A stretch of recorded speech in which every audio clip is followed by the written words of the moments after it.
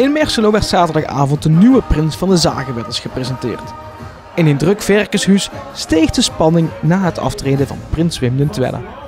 Ja, zeker. Onze 64e prins komt nou uit. Hij heeft er ontzettend veel zin in, want hij heeft mij al de hele avond geappt. En de vorige week nog van, nou is het klaar, ik wil dat pak aan en we gaan ervoor. De prins van 2023 is Rob Michels!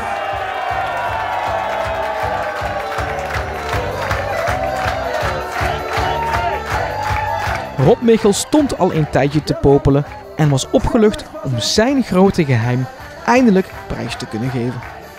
Ja, kunnen wel stellen, ja. Eerste jaar viel wel met, maar de laatste weken, zeg maar vanaf al op nee en de weken net ervoor, weer toch wel gruwelijk warm. Ja, dat is de dukzat gevraagd.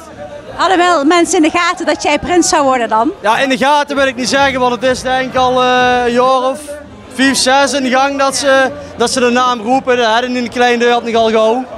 Dus ja, ik ben wat dat betreft er ook niet zenuwachtiger op geworden. Want ik zeg altijd van, als ik alles moet geloven wat er in de deur gezeten werd, dan had ik al een hoop gehad en gewist. Maar was het dan moeilijk om zo lang jullie mond dicht te houden, want jij wist er ook van? Nee, eigenlijk niet. Ja. Ik spreek dan een beetje met Rob af. Hè? Wat kunnen we wel vertellen, wat kunnen we niet? Hoe gaan we dat doen? Nee, eigenlijk viel dat wel mee. Maar het werd wel heel veel gevraagd. En, veel liegen. Ja.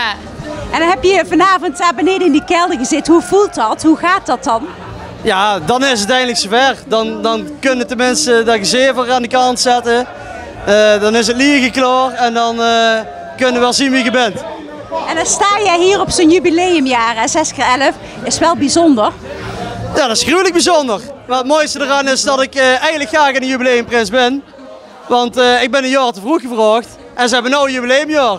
Dan heb je mazzel. Ja, geluk bij een ongeluk. En dan heb jij zo'n prachtige leus, had ik zojuist gehoord. Hè? Kan je hem één keer noemen? Die kan ik zeker noemen, ja. We gaan er niet om liegen, van ons tweeën gaan ze de spiet krijgen. Super, maar waarom? Ja, ik denk als je dat wilt weten, dan moet je met de camera de komende carnaval ex met ons metkomen. Volgend jaar om deze tijd, dan weten wij het. Ja, dan hoef ik geen vragen meer te stellen. Heb ik nog de allerlaatste vraag erop en dan mag je gaan feesten. Heb je er zin in? Nee. Nee, zeg je? Nee, natuurlijk wel. Het grote feest van de Zagenwetters blijft nog even in het vat. 24, 25 en 26 november hebben wij eigenlijk ons jubileum. Wij vieren het feestje eigenlijk daarna, want iedereen zit nu vanwege de corona allemaal op één hoopje gezet. Dus wij doen het daarna en hopen natuurlijk op een hele grote opkomst van alle verenigingen en zo. En dus ik denk dat dat wel goed komt. Dat is eigenlijk toch wel uniek, een vereniging 6x11, daar mag iedereen trots op zijn, alle verenigingen. Ook de vorige verenigingen die 6x11 zijn.